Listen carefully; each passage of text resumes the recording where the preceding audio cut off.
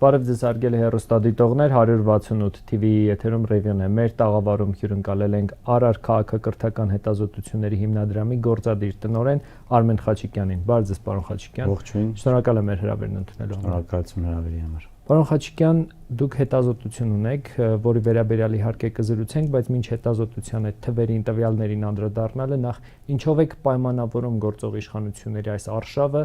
Իհարկե այն միշտ եղել է, բայց ավելի է սաստկացել հայ առաքելական եկեղեցու նկատմամբ եւ նման բառապաշարով վարչապետի ու իր տիկնոջ գրառումները։ Ինձ թվում է դա դեռ նորություն չի, շատ շուտվանից է սկսվել արշավը ու ոչ միայն եկեղեցու, որովհետեւ եկեղեցին դա մի օրինակ է։ Առհասարակ հասարակություններում լինում են տարբեր հեղինակավոր ինստիտուտներ, կառույցներ, որոնք ունենում են այս կամ այն չափի հեղինակություններ։ Այդ ինստիտուտներից մեկը նաև քաղաքական ինստիտուտներն են, քաղաքական կուսակցությունները, ուժերը, ինստիտուտներից այլ օրինակ բանակը, գիտեք, երկար ժամանակ շատ բարձր հեղինակություն ունեցող ինստիտուտ է եղել, գիտության ինստիտուտը եւ գիտականությունը, մտավորականությունը, մշակույթի մարդիկ, հոգեվորականները եւս եւ եկեղեցին եւս ունեցել է հեղինակություն մեր երկրում եւ երբ որ քաղաքական իշխանության եւ քաղաքական ինստիտուտների վարկանիշ ու հեղինակությունը գնալով անկում է ապրում, այդ ֆոնին քաղաքական ինստիտուտների, քաղաքական ուժերի ղեկավարները, տվյալ պարագայում գործող վարչապետը հասկանում որ պետք է նաեւ էականորեն հեղինակազրկել մյուս ինստիտուտները։ Եվ որպեսզի օրինակ քաղաքական իշխանության ցածր հեղինակությունը ինչ որ ձևով այսպես ասած պարզաջրել, նրանք նախընտրում են մյուս հեղինակավոր ինստիտուտներին առավելագույնս նվաստացնել, ստորացնել, հեղինակազրկել, որպեսզի իրենց ցածր հեղինակությունը մյուսների ֆոնին շատ ավելի մեղմ երևա։ Այսինքն միայն ներքին տիրույթով եք սա պայմանավորում, չեք տեսնում արտաքին գործոն, օրինակ Ադրբեջանի կողմից հրահանգ։ Նայեք, միգուցե պատահականություն է Փաշազադեի եւ Փաշինյանի ազգանունների նման լինելը, բայց ամեն դեպքում եկեղեցուն ուղղված որոշակի պահանջներ կան նաեւ Ադրբեջանի հռետորաբանության մեջ, ուստի այո, բնականաբար նաեւ արտաքին դերակատարների կողմից որոշակի պահանջներ կան, որին չեն կարող ասել Փաշինյանը որ մի պատճառն է առաջնային համարել եւ ըստ այդմ գրող նախապատրաստել եկեղեցու նկատմամբ, բայց դա նորություն չի եւ ես նաեւ կարծում եմ պետք է հասարակություն չզարմանա նման հարձակումներից, չզարմանաք, որ հերթական մի օրինակ պատերազմին մասնակցած գեներալ կամ գնդապետ նորից ինչ որ մի հատ սկանդալի մեջ մտնի կամ որևէ այլ ինստիտուտ, որը ունի հեղինակություն, մի օր կանգնենք, ասենք, որ այ իրանք ինչ որ իրենց ինչ որ մեկի հետ են քնում։ Եվ դա դառնա որ ինչպես ենք մենք հանդուրժում, որ օրինակ գնդապետը իր ինչ որ մեկ ուրիշ ինչ որ մեկի հետ որևէ հարաբերություն ունենա ու դա դառնա առօրյա քննարկման թեմա։ Միևնույն ժամանակ ասեմ, որ այս ամեն ինչը նաև որոշակիորեն հասարակությանը տարբեր խնդիրներից շեղելու միջոց է, որի մասին շատ է խոսվել։ Հենց այս սեռական դաշտ մտնելով ինչ խնդիր են լուծում, այսինքն որ ավելի մեծ լինի քննարկումների ծավալը։ Սեռական դաշտը բոլորս գիտենք, ընդհանրապես սեռական թեմաները եւ սկանդալները, ինչպես նաև բռնությունը եւ դժբախտ պատահարները հասարակության մեջ ամենահետաքրքիր թեմաներից են, դա բոլորս հասկանում ենք, եւ նաև ֆիլմարտադրության մեջ բոլորը դա գիտակցում են եւ այս տեսանկյունից եւս մարդը ընտրում է այն թեմա, որը որ հասարակությունը ավելի շուտ այդ խայծը կուլ կտա եւ այդ թեմայի մեջ կփորձի հետաքրքրություն փնտրել։ Մի ուրիշ կարևոր գործոն ես այդ մասին ասել էի, որ Վարդան Ղուկասյանը դոգմականվամբ երկար ժամանակ է հանրությանը իր տեսանյութերով չի երևում եւ այն զգալի շերտը, որը որ սովոր էր ամեն երեկո կամ ամեն առավոտ լսել միտեղ բարի լույս, միտեղ բարի երեկո եւ հայհոյանքներ ու եւ ինչ որ մեկի տան անկողին մտնել եւ տեսնել թե ով է այնտեղ կամ նրա տակը թաքնված, Փաշինյանը փորձում է նույն բանն անել եւ փորձել հասկանալ թե ու ոչ թե նույն բանն է անում, որովհետեւ իսկապես նրա նպատակի հետ է, նպատակն է այդ լսարանին եւս իր շուրջ հավաքել եւ այդ սեռական կամ սկանդալային թեմաներով փորձել նաեւ լսարան ապահովել եւ մյուս կարևոր գործոնը, որի մասին պետք է որ քաղաքագետները կամ քարոզչության մասնագետներն իմանան, որ երբեմն կարևոր չի թե դու ինչ ես ասում, կարևոր չի թե դու ինչքան արժեքավոր բան ես ասում, այլ կարևոր է դու լինես օրվա top թեման, դու լինես օրակարգը եւ դու սահմանես օրակարգը արևմտյան գրականության մեջ դրան ասում են agenda setting theory, օրակարգի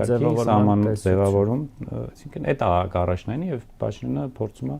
ինքը օրակարգ ձևավորել։ Այսինքն կապ չունի նման բառապաշարով իրեն ինչ կերպ դրանից հետո նույն կերպ կպատասխանեն, կարևորը օրակարգ ձևավորելն ինքը լինի։ Իհարկե։ Անդրադառնանք հարցումներին եւ տվյալներին, կարծիքներ կան, որ նրանք անհանգստացած են հենց եկեղեցու բարձր վարկանիշից եւ դրանով է պայմանավորված նաեւ այս հարցակումը, դուք եք այդ մտքի ջատագովներից մեկը, ինչ արդյունքներ ունենք։ Նայեք, նախ սկսենք, որ երբ որ խոսում ենք իշխանությունների հեղինակությունը որոշակիորեն անկում է ապրել, մենք կարող ենք հստակ արձանագրել, որ իշխանությունների վարած քաղաքականությունը, արտաքին քաղաքականությունը արդեն դեմ են շուրջ 64%-ը Հայաստանում, ներքին քաղաքականությանը դեմ են 74%-ը։ Սա այս տարվա փետրվարին արված հետազոտության արդյունքում, իսկ մինչ այդ որոշակիորեն ավելի 50%-ի շրջանակում էր պատկերը, ինչը նշանակում է այս տարվա արդեն վերջին ամիսներին արդեն զգալիորեն աճել է հակաիշխանական տրամադրությունները եւ իրենց իշխանության աջակցությունն է զգալիորեն իջել, հասնելով մինչեւ ներքին քաղաքականությանը օրինակ աջակցում է ընդամենը 21%։ Ինչը ցույց է, որ հասարակության մեջ զգալի փոփոխություններ են լինում եւ սա չի նշանակում, որ որևէ ընդդիմադիր ուժի, որևէ ընդդիմադիր գործչի հեղինակությունն է աճում սրա հաշվին, բայց վերահաստատում ենք, որ իշխանությունների հեղինակությունն է անկում ապրում։ Եւ եթե նայենք հաջորդիվ, ապա կտեսնենք, որ նայենք ընդհանուր կառույցներից գոհունակությունը Հայաստանում, կտեսնենք, որ համեմատության մեջ ամենաբարձր վարկանիշ ունեցողը զինված ուժերի եւ հայ առաքելական եկեղեցու հեղինակությունն է եւ բարձր գոհունակություն ունեն զինված ուժերից մոտ 83%-ը բարձր կամ միջին, իսկ առաքելական եկեղեցուց էլի բարձր կամ միջին 73%-ը։ Սա մշտապես այս պատկերն է եղել տարիներ շարունակ, կան հետազոտություններ դեռևս 2009-ից սկսած, ու միշտ բանակն ու եկեղեցին բարձր վստահություն ունեցող ինստիտուտներ են եղել։ Եվ դրանով էլ պայմանավորված այս իշխանությունները հարձակվում են եւ բանակի եւ եկեղեցու։ Եվ դա նորություն չի, եւ դա շատ ցավալի է, որովհետեւ լավ երկրներ, լավ օրինակ կլիներ, եթե իշխանությունները փորձեին իրենց կամ քաղաքական ինստիտուտները զարգացնեն ու վստահությունը բարձրացնեն, մինչդեռ հետազոտություններ նախորդ հետազոտություններից մեկում նշել էինք ու հասարակության մեծամասնությունը ոչ միայն քաղաքականությունից է զզվում, այսպես ասած, այլ քաղաքականության մեջ ներգրաված մարդկանց շատ նեգատիվ է վերաբերվում եւ քաղաքականությունով չի ցանկանում շատ հետաքրքրված լինել, ու սա հատկապես երիտասարդների շրջանում շատ մեծ է տոկոսը, որ մարդիկ չեն ուզում ոչ սպառել քաղաքական տեղեկատվություն, ոչ որևէ մեկի նկատմամբ վստահություն ունեն, ոչ էլ ցանկություն ունեն ապագայում որևէ քաղաքական գործընթացներում մասնակցել, ինչը նշանակում է, որ մենք մեր ապագան էականորեն վտանգում ենք, որովհետև լավագույն ուսանողները, լավագույն երիտասարդ մասնագետներ, որոնք ապագայում կարող են ստանձնել որևէ կարևոր դերեր, այսօր քաղաքականությամբ հետաքրքրված չեն եւ համարում են դա ներողություն արտահայտությունից համար անբարոյական աշխատանք, մինչդեռ դա այդպես չի։ Դե նրանցից շատերը 18 թվականին փողոցում էին, ասում են հիասթափված են, ապաթիայի մեջ են եւ դրա համար էլ արդեն այս պատկերն ունենք միգուցե։ Համաձայն եմ ինչ որ առումով էլ երևի դժվար է համաձայնել։ Կարող եմ եկեղեցու մասով մի հետաքրքիր պնդում անել, որ երիտասարդների շրջանում ու տարեցների շրջանում զգալի տարբերություն կա եկեղեցու նկատմամբ վերաբերմունքի։ Օրինակ եկեղեցու նկատմամբ դժգոհ վերաբերմունք ունի շուրջ 11%-ը երիտասարդների, մինչդեռ 55+ տարիքի մարդկանց շուրջ 40%-ն է դժգոհ եկեղեցուց, ինչը նշանակում է, որ այդ տարիքով մեծերը ավելի կամ հետսովետական այդ ազդեցությունն է իրենց վրա աթեիստական կամ էլ ամեն դեպքում մեդիագրագիտության ցածր մակարդակը եւ լրատվամիջոցներից YouTube-ից եկող քարոզչությունը եկեղեցականների, հոգեորականների նկատմամբ այստեղ տեսնում ենք պատկեր, որտեղ հարց է հնչել, որքանով է դες որևէ կրոնական որ դավանանքի հետևորդ եք, առաքելական եկեղեցու հետևորդ համարել են 79%-ը, իհարկե վիճահարական կոմիտեի տվյալներով դա 95% է, մինչդեռ այստեղ տեսնում ենք նաև ոչ մի նշած հարցվողների քանակը շուրջ 18%-ը, ինչը որոշակիորեն հասկանալի է դարձնում թիվը, ամեն դեպքում մոտ 80% մենք եկեղեցու հետևորդ հավարող հայ առաքելական եկեղեցու հետևորդ ինքն իրեն համարող քաղաքացիներ ունենք, ինչը լուրջ ցուցիչ է եւ այս մոնո նույն կրոն դավանող մարդկանց շրջանակում փորձել առաքելական եկեղեցուն հարվածել եւ վատաբանել մի քիչ ինձ թվում է անհույս գործ է։ Այս հետազոտությունը իդեպ Կովկասի հետազոտական ռեսուրսների Կովկասյան կենտրոնի նախորդ տարվա հետազոտությունն է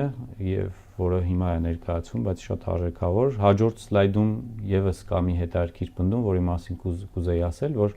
հարց է հնչել բացի հատուկ իրադարձություններից, որքան հաճախ եք մասնակցում կրոնական արարողություններին եւ ընդամենը 21%-ն է նշել, որ երբեք չի մասնակցել։ Մնացածը հազվադեպ, որոշները ավելի հաճախ, շաբաթը 1, ամիսը 1, բայց ընդամենը էլի 21%-ն է, որ ասել է, որ երբեք չի մասնակցի, ինչը նշանակում է, որ ընդհանուր առմամբ եկեղեցու ինստիտուտը կա մեր հասարակության առօրյա կյանքում, առօրյա գործունեության մեջ, վստահություն կա, շփում կա, եւ այս համատեքստում ինձ թվում է շատ սխալ հաշվարկ է արվել եկեղեցուն եկեղեցու հարցակվելու որոշումը։ Բայց դուք ձեր խոսքում նաև նշեցիք, որ կարևոր չէ ինչ ձևաչափով իրենց կանդրադառնան, կարևորը իրենք են օրակարգը ձևավորում։ Միգուցե այդ հաշվարկով են արել, բայց առաջիկա ընտրությունները նաև հաշվի առնելով ինչ է դա նրանց տալու։ Եվ արդյոք հանրային կարծիքի այս հետազոտությունը որևէ կերպ կարող է արտահայտվել ընտրական process-ում։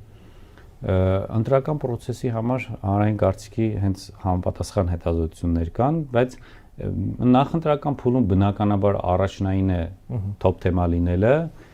առաջնային է հասարակության շրջանում արկա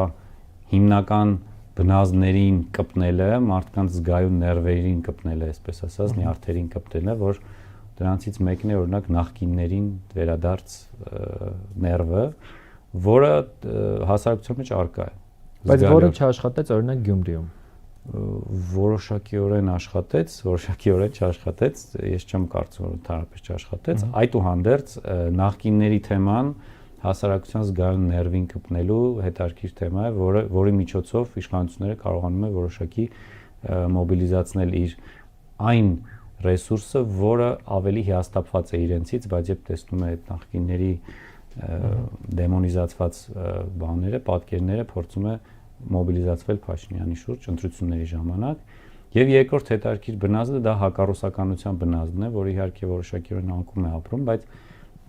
տատանումների մեջ որտեղ նախկինում օրինակ 2010 տարի առաջ Ռուսաստանի նկատմամբ նմանատիպ բացասական վերաբերմունք չկար եւ հիմա փորձում են ուղղակի ՀԱՊԿ-ի կոնտեքստում, Արցախի ռուս խաղապահների կոնտեքստում, տարբեր կոնտեքստներում մարդկանց նյարդերի վրա աշխատել եւ փորձել դրա հաշվին եւս արկանիշ ձևավորել։ Ամեն դեպքում մենք պետք է հաշվի առնել ենք, որ հասարակության զգալի մասը մեդիագրագետ չէ, փաստերի ստուգման փորձ չունի, սուտը ապատեղեկատվությունը ճշմարտությունից զատելու հնարավորություն չունի եւ աշխատում են որոշ ապատեղեկատվական կամ քարոզչական գործիքակազմեր։ Եվ իշխանության մակարդակով է արդեն ապատեղեկատվություն, զրպարտություն տարածվում, մեղադրանքներ են հնչում նույն հոգեորականների հասցեին, եթե որևէ ընդդիմադիր դասեր հիմա քրեական գործեր էին նույնիսկ հարուցվել։ Այո, բայց այդուհանդերձ ուզում եմ ասել, քանի որ խոսում ենք նախընտրական տարվա մասին, կարող ենք ընդգծել, որ նաև ընդդիմության ներկայացուցիչների կողմից չկա համապատասխան գործողությունների շարք, որը կնպաստեր այն ինչ որ ունենք այդ դրա չլինելուն, որովհետև իմ կարծիքն է որպես անհատ, որ ինչքան ձախողված գործողությունների շարք է իրականացնում իշխանությունները եւ գնալով հեղինակազրկում է իրեն, ցավոք սրտի կամ չգիտեմ, ընդդիմությունը չի կարողանում դրա հաշվին հեղինակություն ձեռք բերել կամ ընդդիմության որևէ մի շրջանակ դեռևս զգալի հեղինակություն չի ձևավորում, որը նշանակում է, որ եթե այսպես շարունակվի, պատմությունը կրկնվելու հավանականություն։ Այսինքն 26-ին կունենանք 21 թվականի պատկերը։ Եթե ամեն ինչ նույն տրամաբանությամբ շարունակվի, հավանաբար այո։ Դե դրա համար այդպես վստահ ասում են, որ վերընտրվելու են այս իշխանությունները, չնայած 21 թվականին բոլորովին այլ իրավիճակ էր, այդ ժամանակ Արցախը դեռ հայկական էր, իսկ այս իշխանությունները խոսում էին Շուշի եւ Հադրութի դեօկուպացիայի մասին, արցախցիների անվտանգ վերադարձի եւ այլնի մասին էին խոսում, իսկ հիմա առհասարակ ասում են, որ Արցախը հայկական չի եղել, եկեղեցին է թիրախում, հայոց ցեղասպանությանն են նույնիսկ անդրադառնում, փորձում են պարզել, թե ինչ է եղել 1915 թվականին եւ այլն։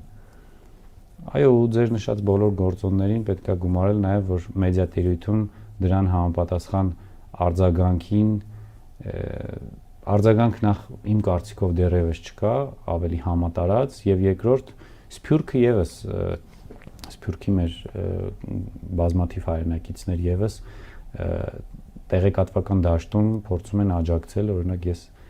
3 չառաջ օր մի գրառում էի արել, որտեղ հենց այս թեմայով քննադատել էի, գիտեք, բացում էի տեսնել, թե ովքեր են հակադարձ կարծիք ունեցողները, 90%-ով կամ մեկը Պրիբալտիկայի երկրներից մեկում էր ապրում, մեկը Գերմանիայում, մեկը Ռուսաստանում, տենց, այսինքն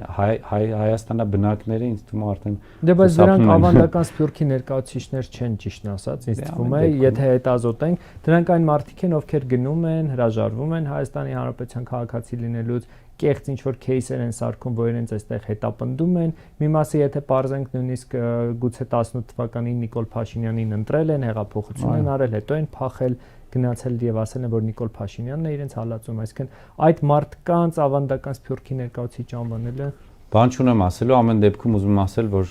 Սփյուռքից եւս տեղեկատվական մասնակցություն կա մեր հասարակական քաղաքական սոցցանցային գոնե տիրույթում։ Ինչով են կարևոր նմանատիպ հետազոտությունները եւ որքանով է օրինակ ընդդիմությունը դրանք օգտագործում։ Ընդդիմությունը կարող եմ ասել, որ ընդդիմությանը հասանելի են այդ տվյալները, քիչ չեն այս նմանատիպ հետազոտությունները եւ իրենք գրեթե մոտ են իրար տարբեր հետազոտություններով, տարբեր մեթոդներով նույնիսկ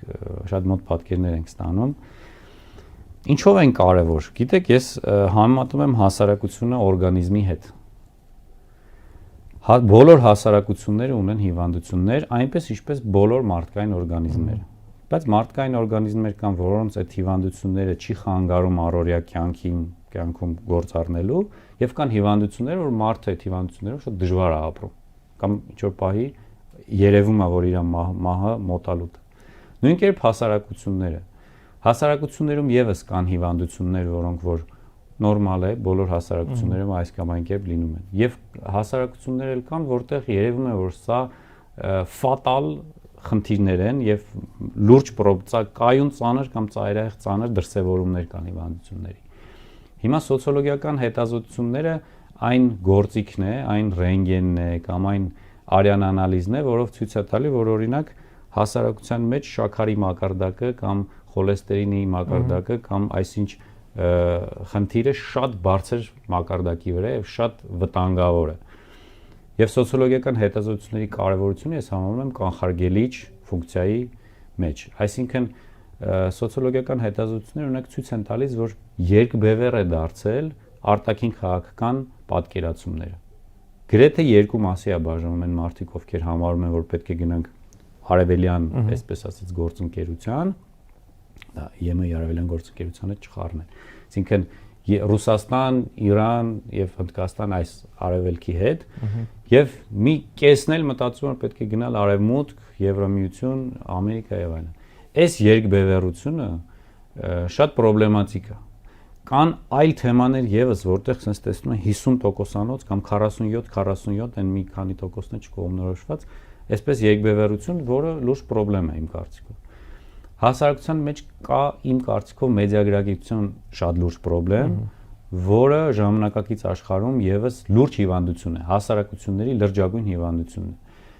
Հաջորդ հիվանդությունը հեղինակություններ չճանաչելն է։ Մենք այսօր, եթե նախկինում կային անթույլատրելի գործողություններ, որ չէր կարելի, օրինակ ամենայն հայոց կաթողիկոսին հայհոյել։ Կարելի էր քննադատել, կարելի էր ասել, գիտեք, այսպիսի բան եմ լսել, բայց չէր կարելի հայհոյել։ Եվ հանրային հայհոյանքը դա ուղղակի անընդունելի էր կամ որևէ հոգեորական։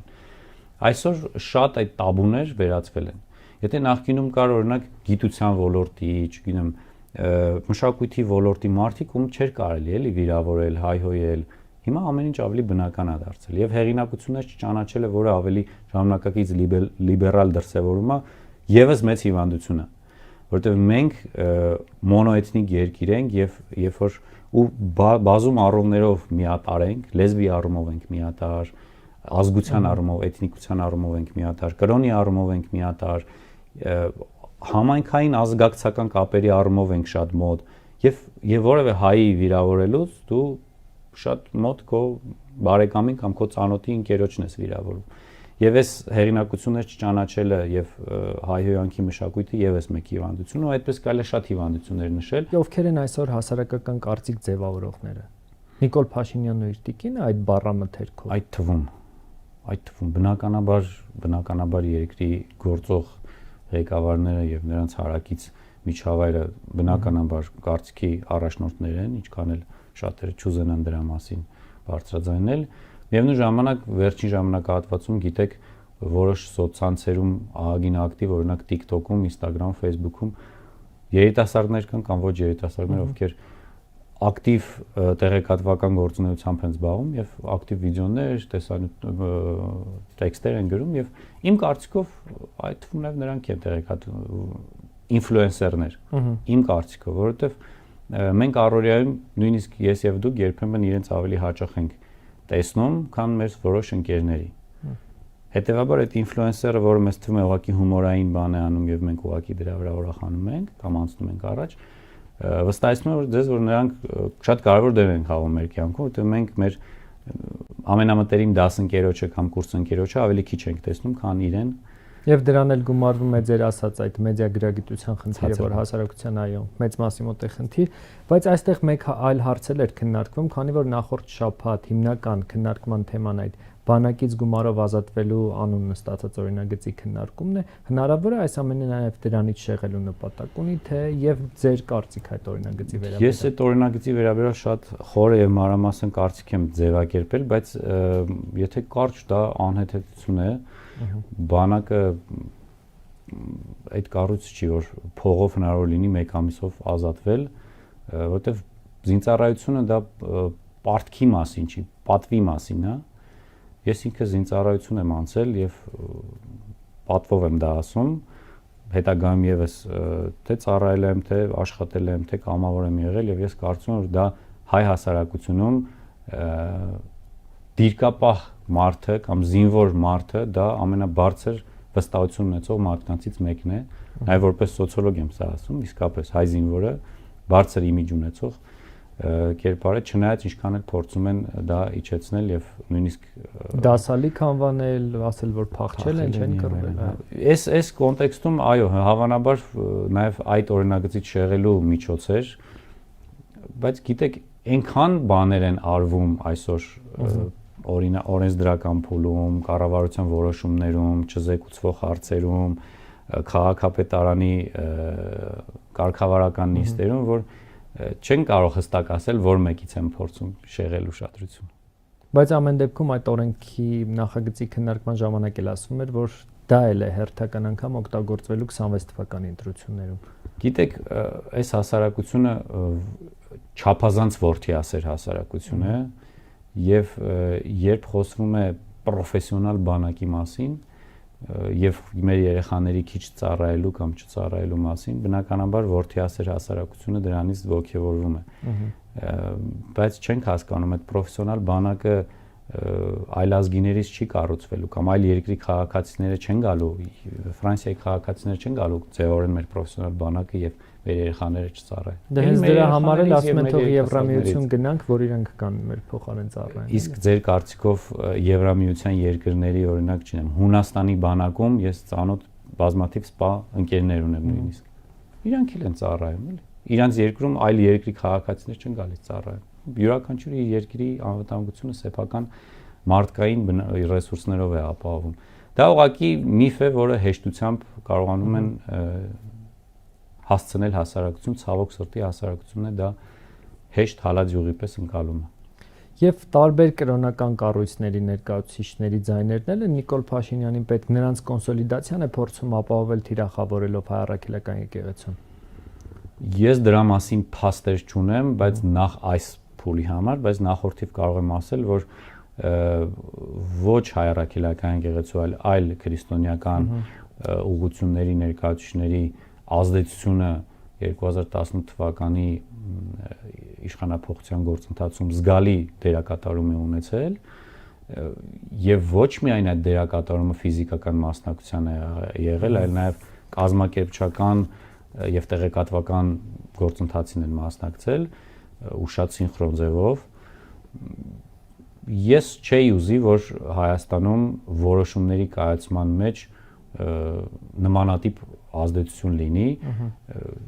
ես կարծում եմ որ յուրաքանչյուր դավանանքի ազատության պայմաններում յուրաքանչյուր ազատ է իր դավանանքի մեջ բայց այդ դավանանքի ինստիտուտը օգտագործելը ինչ որ գործընթացներում իմ կարծիքով այդքան էլ նախընտրելի չի որովհետեւ կրոնն ու չմոռանանք նույնիսկ առաքելական եկեղեցու դեպքում հոգևորն ու պետականը մի քիչ պետք է առանձնացնել չնայած հայ առաքելական եկեղեցին երբեմն չի եղել պետականություն, բայց եղել է եկեղեցի եւ երբեմն պետականության վերականգնումը հենց եկեղեցու շնորհիվ է տեղի ունեցել այդուհանդերձ այս խոսակցությունները հավատացեք մեկ-մեկ ես մտածում որ այն ինչ որ մենք խոսում ենք մենք ինքներս գիտենք երկուսով միգուցե մեր շրջապատի ընկերները գիտեն եւ հավանաբար հերոստատիտողներից շատերն էլ էս ամեն ինչը հասկանում են բայց կա մի ավելի այլ շերտ որը որ հավանաբար 168 AM կայքին չի հետևում YouTube-յան edge-ին չի հետևում եւ մենք երբեմն նույն շրջանի մեջ ենք եւ մեր տեղեկատվական հոսքերը նույն մարդկանց նույն սեգմենտի նույն թիրախային լսարանի շուրջ է իսկ այն մյուս թիրախային լսարանները սպառում են այլ մարդկանց այլ խոսնակներին այլ կանալներից են ստանում ինֆորմացիա եւ հետեւաբար ինչ անել այս իրավիճակում չանդրադառնալ չի լինում, որովհետև դուք էլ նշեցիք, ամեն դեպքում թեպետ փորձում են օրակարգ ձևավորել, բայց այնպիսի արժեքների են դիպչում, որ չես կարող չհակադարձել պարզապես։ Դե իրենք մոտավորապես մեղվի բունը քանդողների վարկագիծ են անում, որպեսզի ուղղակի շատ աղմուկ լինի, շատ աժիոտաժ լինի եւ դրանից չգիտեմ ինչ հաճույք են ստանում, բայց նաեւ դա որոշակիորեն պլանավորված է, որովհետեւ եթե մեղվի փետակը ամեն ինչ կարգավորված է, դա այդքան էլ ձեռնտու չի։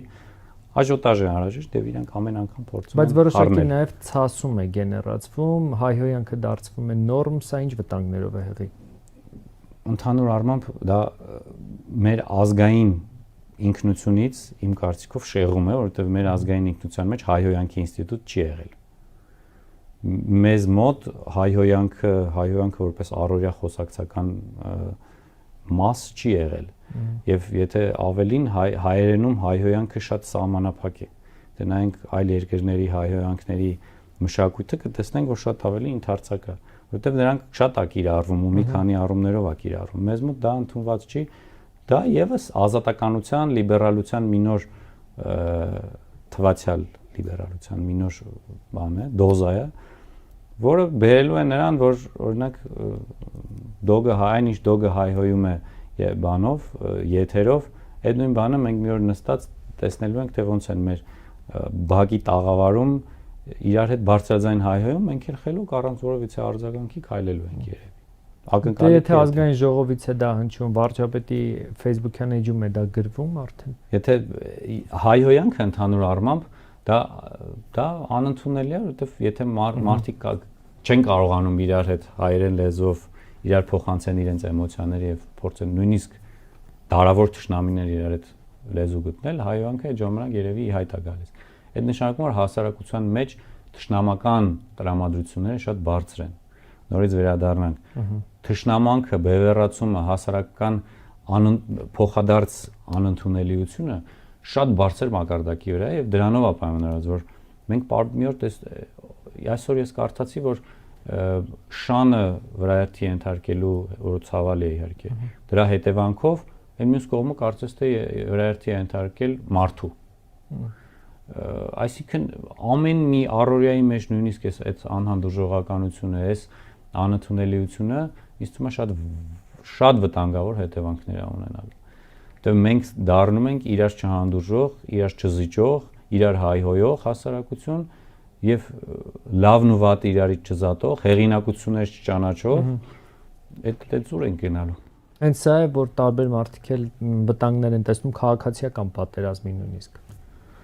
Ես կդժվարանամ ասեմ, չէի ուզի այդ միտքը ես ասել։ Եթե ամփոփենք մեր զրույցը, ինչ անել այս իրավիճակում։ Դուք մի քանի անգամ մակնարկեցիք, որ պետք չէ նրանց օրակարգով շարժվել, բայց ինչ անել այս իրավիճակում, ով պետք է օրակարգ ձևավորի, այսինքն։ Եթե անկեղծ քանի դեռ քաղաքական տիրույթում տարբեր մարդիկ այնպիսի ազգային օրակարգեր չեն առաջ քաշում, որոնք որ կհամախմբեն մեծ զանգվածներ, կան ազգային օրակարգ առաջնորդող, իրոք մի քանի կառույց ես անձամբ գիտեմ եւ աջակցում եմ, համակրում եմ, բայց այդուհանդերձ որևէ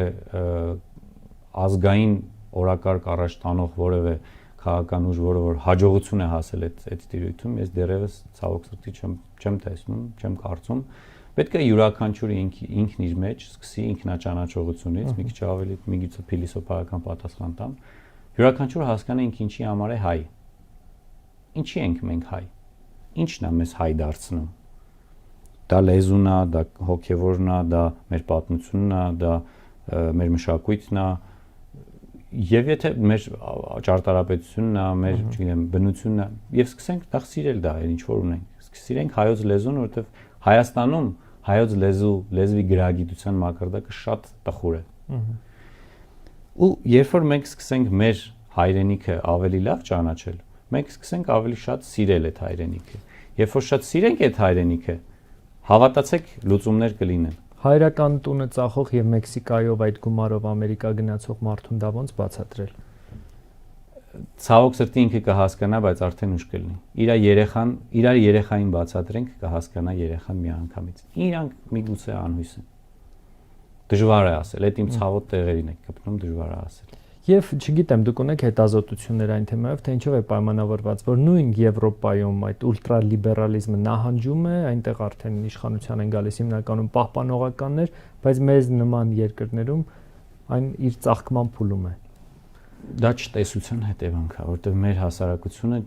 չտեսություն ունի ազատականության վերաբերյալ եւ սխալ չափազանցված պատկերացում ունի, որովհետև ազատականությունը չի նշանակում լպիրշություն եւ լկտիություն։ Ազատ լինել չի նշանակում լինել լկտի։ Ես վերջերս եմ վերադարձել Նիդերլանդներից եւ այնտեղ բոլոր առումներով տեսել եմ մարդիկ ազատ հասարակության մեջ են ապրում, բայց դա չի նշանակում, որ իրանք լկտի հասարակություն են։ Մեր հասարակությունը փորձում է որոշ հասարակության ներկայացուցիչներ այդ ազատականության մեջից գտնում են ամենակեղտոր, պղտոր, ամենատեն վատ բաները ու բերում են ասում են եկեք մենք էլ անենք, որ խոսքի ազատությունը, երբ որ դու հայհոյում ես ինչ-որ մեկին։ Նույնիսկ եթե օրինակ մենք հիմա քննադատում ենք որոշակի օրեն ասենք գործող վարչապետին, բայց ինչի պիտի հայհոյենք, չէ՞։ Նույն կերպ այդ ախնդիրը մարդիկ խոսքի ազատությունը, որ կարելի է ազատ խոսք ունենալ, շփոթում են կամ գիտակցաբար փոխում են հայհոյանքի, լկտիության, լպիրշության, որը հանգեցնում է նրան, որ մեր երեխաները տեսնում են ու